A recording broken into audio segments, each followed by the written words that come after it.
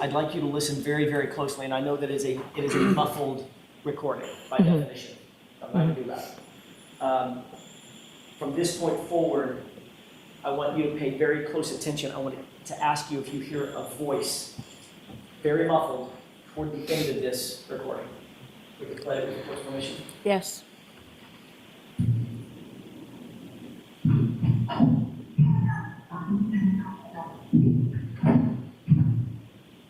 Stop.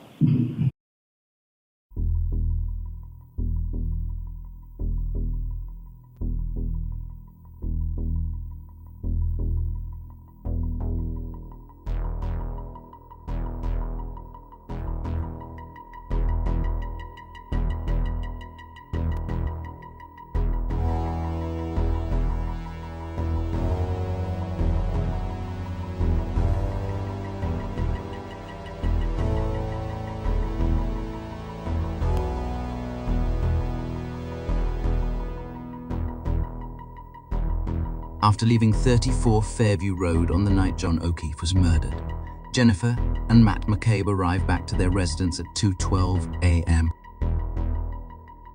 Thanks to forensic analysis of Jen's iPhone 11 and Apple Watch, her movements and communications on that night can be ascertained with a high level of precision.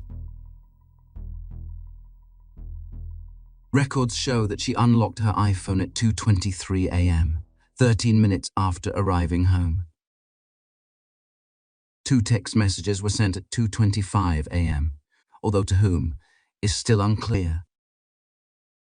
At 2:26 a.m., records show that 2 screenshots were deleted. These deletions occurred 41 seconds after the second text message. Cross-referencing Jen's activity on her iPhone with her movements recorded on her Apple Health app reveals she only took 19 steps over this 8-minute period, indicating she was focused on what she was doing. And then, something transpired that would cast doubt on the Commonwealth's narrative and reignite a whirlwind of interest in the case. Forensic expert Richard Green's report states unequivocally that, nearly 2.5 hours before Jen was notified by Karen Reed that John O'Keefe was missing, at 2:27 a.m., Jennifer McCabe Googled, "How long to die in cold?"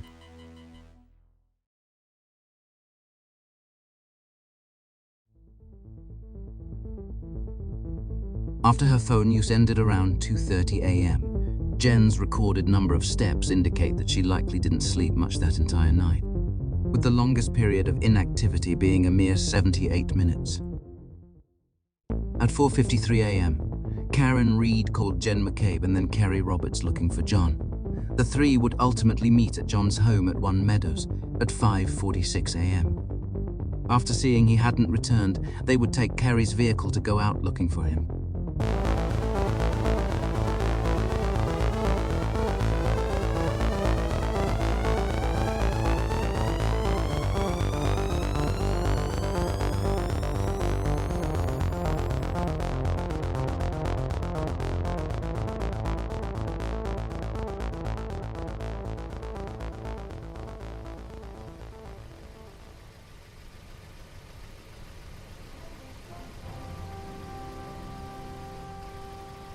On this edition for Saturday, January 29th, a weekend winter storm brings blizzard conditions to the northeast. Packing near hurricane-force winds and heavy snow, creating blinding blizzard conditions in some areas. Officials warn drivers to stay off the road, where all non-emergency travel is banned until further notice.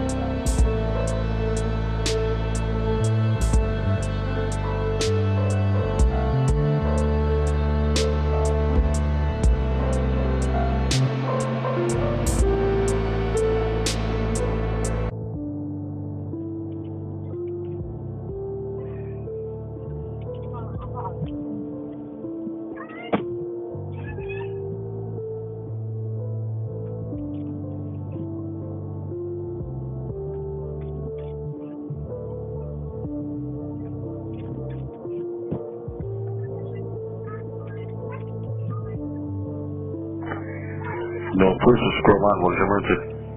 Yes, I need someone to come to 34th Fairview Road in Canton, Mass.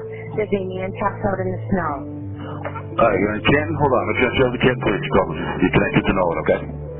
Yeah, I don't know why I did that. It's the powers of that. Stay on the line. I think he's dead. You gotta get him ASAP, okay? I'm going to transfer the line. I'm going to transfer to Canton. Okay. I know. Where are the blankets? I don't see blankets, Terry. 911, what's your emergency? Yes, I need someone to come immediately to 34th Fairview Road, Canton, Mass. What's going on? There's a guy unresponsive in the snow. In the snow at 34th? Passed out, yes. 34, the Albert resident, yes. I just pulled up and found him. Okay, 34th Fairview? 34th Fairview, Canton, Mass. Yes.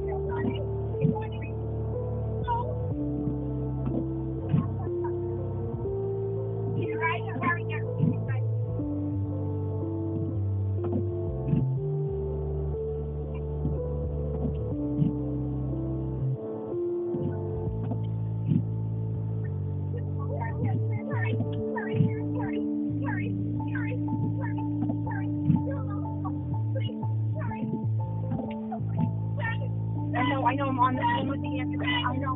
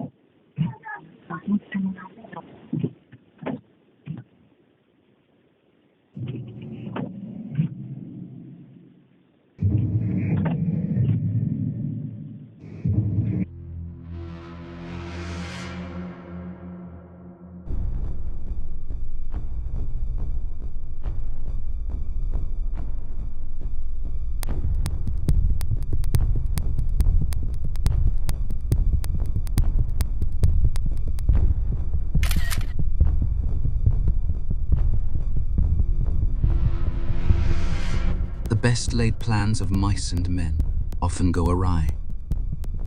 They say there's 101 ways a crime can go wrong, but only one way to get it right. Even the most brilliant criminal mind could never have anticipated the twist of fate required to place Jennifer McCabe inside of a vehicle, engaging in phone calls, all the while unwittingly leaving her voice recorded on John O'Keefe's voicemail. Otherwise, we'd have never known what she said on her 9-second call to Nicole at 6:07 a.m. Listen closely.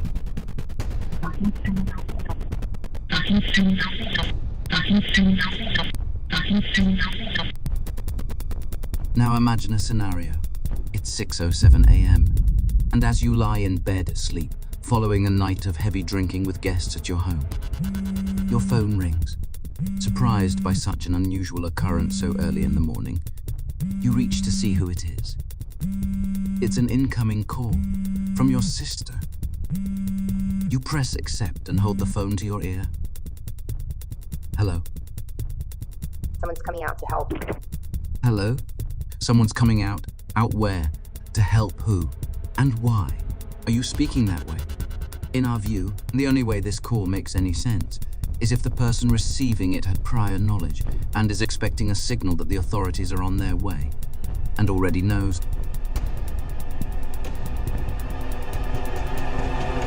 that the call is coming from right outside their window.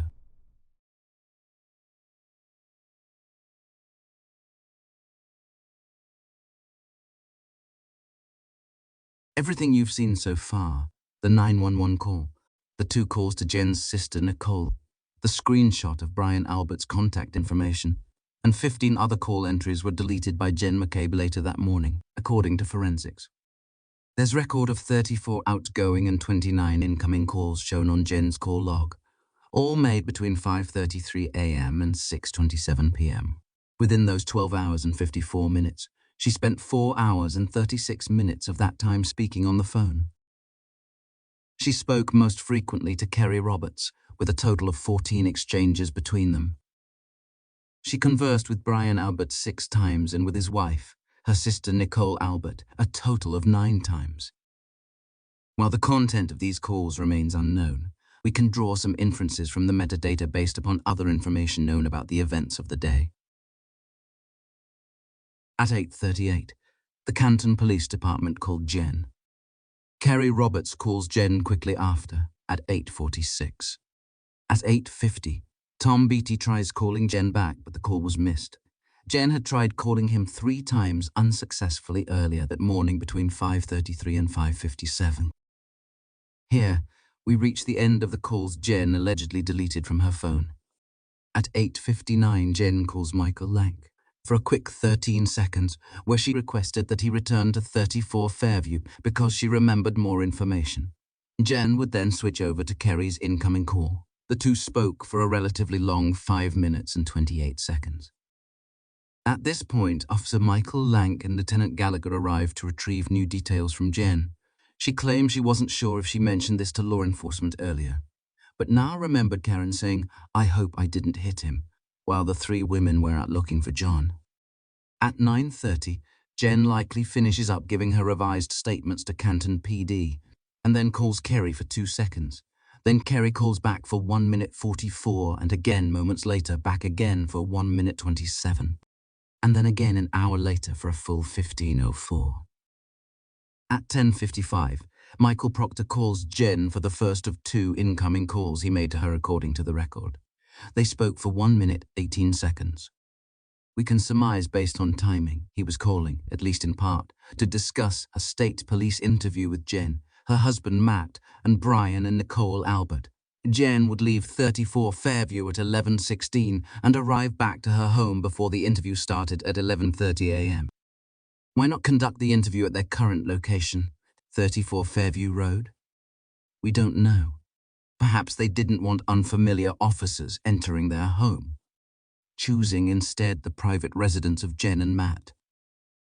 We've broadly approximated the location of where the meeting took place on this map as to not reveal their address. Regardless, something interesting happens when you do a Google search for directions from 34 Fairview Road to any location within this 1-mile area.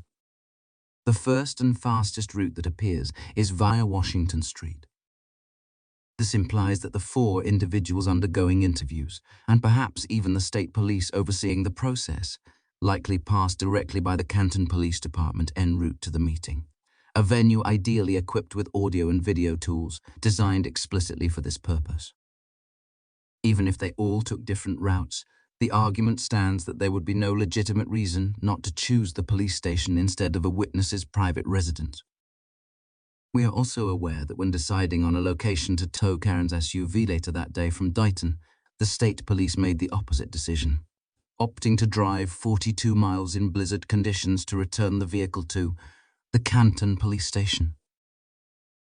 Despite the presence of much closer alternatives that were better equipped for the task at hand, both of these decisions seem equally counterintuitive. As if the Canton Police Station is chosen for use in this investigation only at times they are not equipped to get the job done. After the interview at Jen and Matt's home, Brian Albert calls Jen for nearly 8 minutes. Shortly after, Jen returns a missed call from Kerry, and they speak for 6 minutes 28 seconds. At 12:49, Michael Proctor calls Jen for 1 minute 9 seconds. And curiously, 3 minutes later, Jen makes deletions from her phone. If these two events are unrelated, they are highly coincidental. At 1:08, Julie Albert calls Jen, but is rejected. 8 minutes later, Brian calls, and they speak for 4 minutes and 37 seconds. Jen then calls Michael Proctor, and they speak again for a brief 1 minute 42. Minutes later, Tom Beatty calls, and they speak for the first time that day, after several earlier attempts. Immediately after, Jen calls Peggy O'Keefe, and they speak for 7 minutes, 18 seconds. And 12 minutes later, Jen calls Brian Albert again for just over 6 minutes, followed by another call from Julie Albert for nearly 3.5 minutes. At 2:16, Jen misses a call from Kelly M. and then calls Kerry Roberts, speaking with her for the 10th time that day. Brian Albert calls Jen, and they speak for just under 4.5 minutes. This is happening around the same time Michael Proctor is calling the Dighton Police Department on his way to Karen's parents' home to arrange for a tow truck to bring Karen's SUV back to Canton PD. Even though he hasn't inspected the SUV yet, and it was no longer a Canton police investigation. At 2:53, Jen calls Nicole Albert for 5 seconds. Given the short duration, Nicole likely told Jen, "I'll call you back in a few minutes," which she did 3 minutes later. They spoke for nearly 23 minutes, the third longest call duration of the day. Although the exact time is unknown, sometime in the afternoon, Brian Tully told the state police team that they were not authorized to start the search of the crime scene yet. A 43-minute block of inactivity is broken when Jen calls Kerry for a short 5 seconds, followed by a call to Nicole for 13 minutes 41. Then, Kerry gets back to Jen, and they speak for 34 minutes, 37 seconds. At 4:12, Michael Proctor tows Karen's SUV from Dighton to the Canton police station. At 4:59, Jen calls Nicole for 9 minutes and 1 second.